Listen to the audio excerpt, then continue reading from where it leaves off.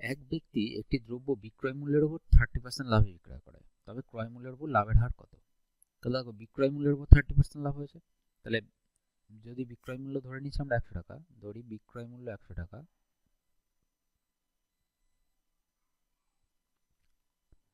100 টাকা, তাহলে ক্রয় মূল্য কত হবে?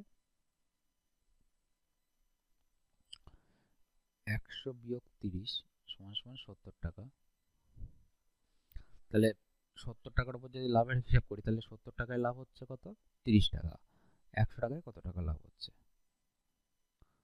তাহলে 300/7 ভাগ করলে পাবো হচ্ছে 4, 28, 22, 14, 6, 14/6/7%, 14/6/7% আমাদের কি হয়েছে? আমাদের লাভ হয়েছে।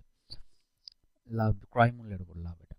তাহলে ঐকিক নিয়মে আমরা অঙ্কটা করেছি। তাহলে 70 টাকা ক্রয় মূল্যে লাভ হয়, 70 টাকা ক্রয় মূল্যে লাভ হয় 30 টাকা, সরি হ্যাঁ 30 টাকা। 1 টাকা ক্রয় মূল্যে লাভ হয় 30/70 টাকা।